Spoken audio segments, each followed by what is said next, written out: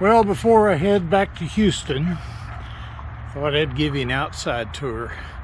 I think the natives are all asleep still. 74 foot long, made out of steel and aluminum and all kinds of goodies. Now, this boat currently is about 15 miles from the port of Catoosa, which is on the Arkansas River, and according to some estimates, it's the farthest inland ocean-going port. I don't know how they come up with that, but who the heck thought Tulsa would have an ocean-going port? Anyway, he's turned the boat into a trailer. It's a creative way to get it down to the water. It keeps it down low enough, but even though it's pretty low to the ground, a pilot house has to come off to clear, and he designed it that way so everything up in the pilot house comes off. Controls lay down on the floor, all the cabinets and everything pick up, and away they lift it off, and they will then put it on top of that pipe structure, carry it down to the port. The rusty iron pipes is the carrier or the pilot house. The galvanized pipes are the masts. There's 3 of them, and that bridge right there goes on the foredeck. So creative use of another 18-wheeler trailer.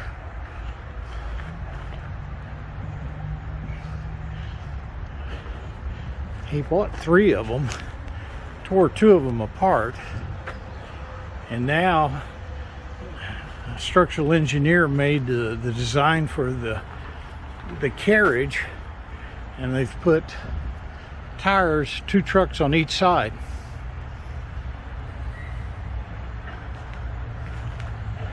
So an 18-wheeler is going to pull up. Truck's going to hook up there, and they're going to pull it straight out onto the street and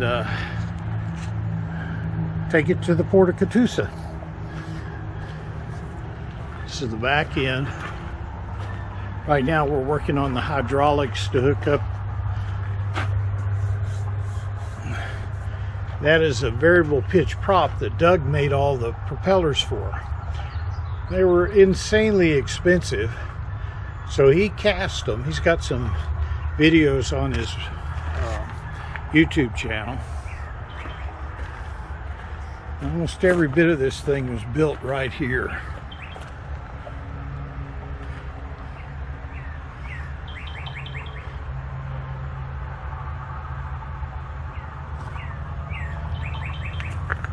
Rudder.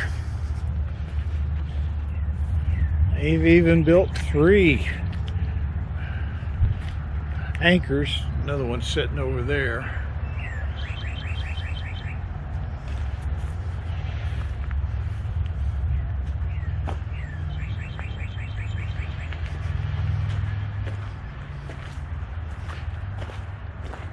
She is ready to roll. And in fact, in 11 weeks, she'll be on the road. We're still doing a lot of last minute things like hooking up the final hydraulics and taking care of business. In fact, this is the workshop. Doug's a very organized person. I guess he'd have to be with all the people coming through here. I was working on these cannons a little bit earlier. It's a tough neighborhood. Doug keeps everything in boxes. You guys that like neat shops would love this place. Every day we clean it up. Today we laid out all of the hydraulic fittings, and we're starting to make hoses. We've got a crimper set up. Today I've been kind of running around, going to all the supply houses, getting the parts we need. We've got welders, It's even got a little, look at a Tormach CNC hiding back here. That comes in handy for brackets. What else to show you? Sets all in here. Oh, there's his grinder rack. Doug's got a shirt that says welder and slash master grinder.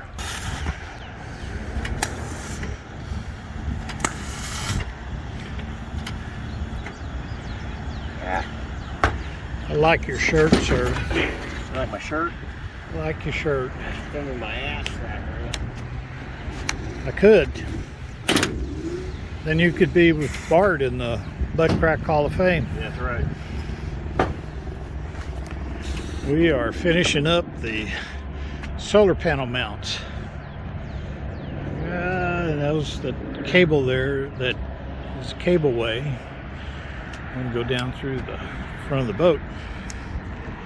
It's taken us 2 days to do all this, plus a day of prep of all the brackets. But 12 panels will soon live up here.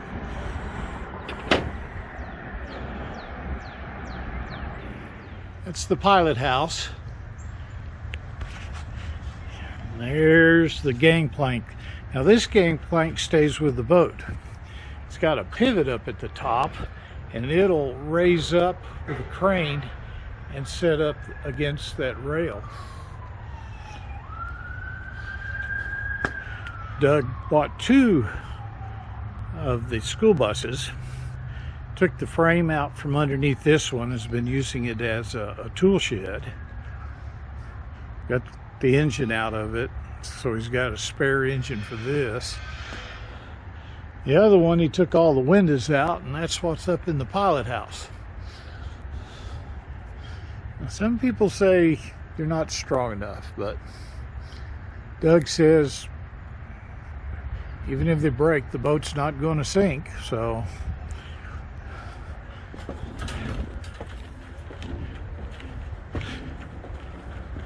I've been going up and down this thing for a week.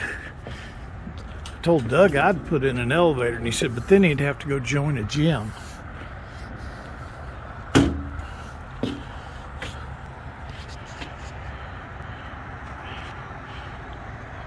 Doug started building this boat by building 2 of these cranes, and he took one down and used it to make some blocks to jack the boat up with. If you haven't ever seen it, go back to his, I'll try to find the video of him raising it up with those cranes. This is the pilot house. I've been working all week on making him some shells up here for his binoculars, and he says flip-flops. And everything must be able to be removed, because everything's going to lift up out of here and go to the port. This is his rope handling. He picked the Chinese junk rig because one person can sail it, and all the lines for the 2 main sails come back here inside the pilot house, and he says you handle them from here.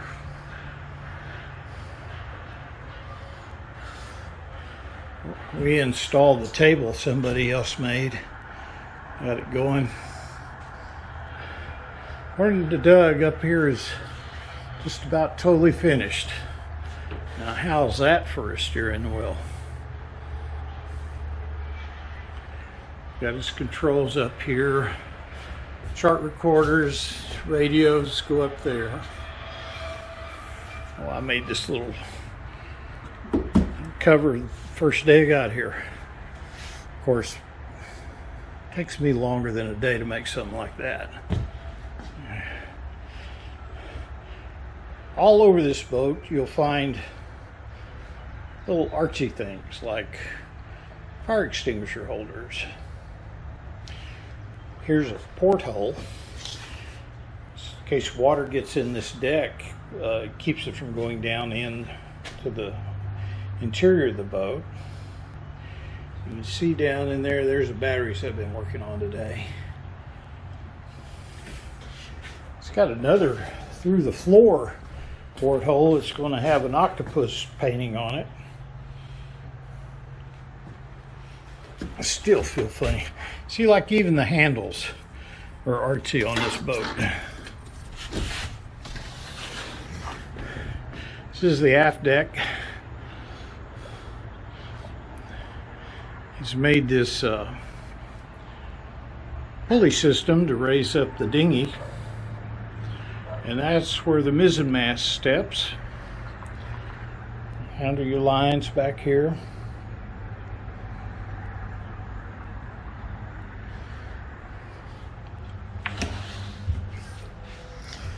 What else can I show you? How about we go outside on the deck? This is a hatch down into the engine room. I think I showed you that the other day. We've got some of the floor covering off, and we're working on hooking up the final hydraulics and the batteries and all the goodies. That hatch there comes off. And over here is a companionway. Goes downstairs into the cargo hold. Put a really nice grippy surface on here. Really enjoyed going up the gangplank with that. Lots of texture, lots of grip.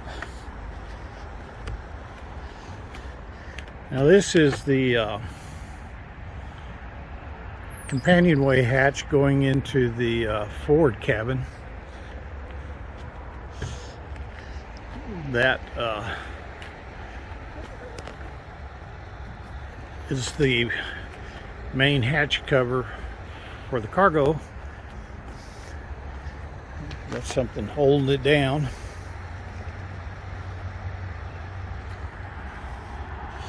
Everything slides on rails up here. Another access in case you need to put in a big tank or something.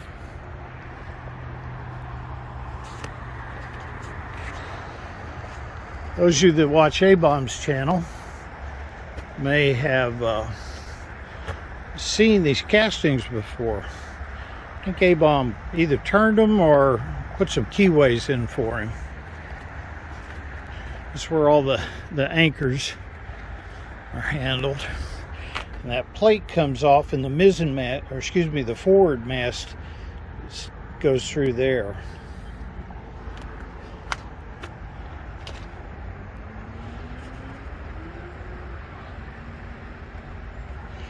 Some of the chain for the anchor. Now, he's got that contraption on the front bolted through up here. And when they get to the port, they'll unbolt that and seal the holes. All the holes are above waterline. These are little pegs right here where that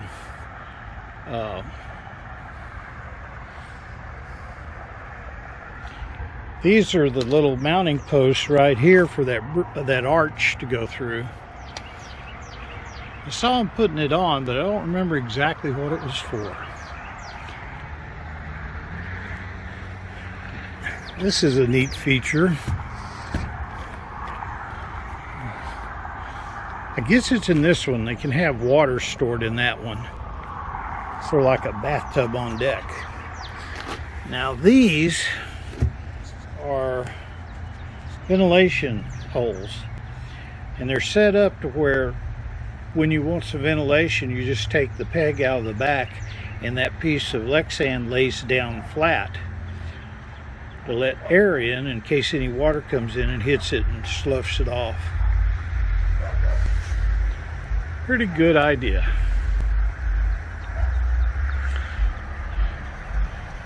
We got the radar mounted. Like a dinosaur. No, it's not a dinosaur. Sea dragon monster or something. And here comes one of the locals. Boom, boom, boom, boom, boom, boom.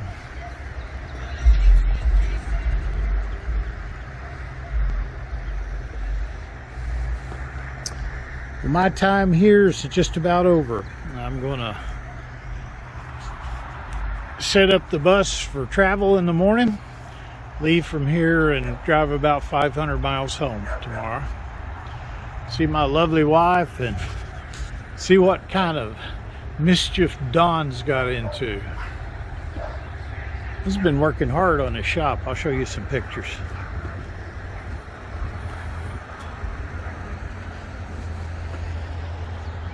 You want to see what's down inside, look at the video right before this one and there's a nice tour of it.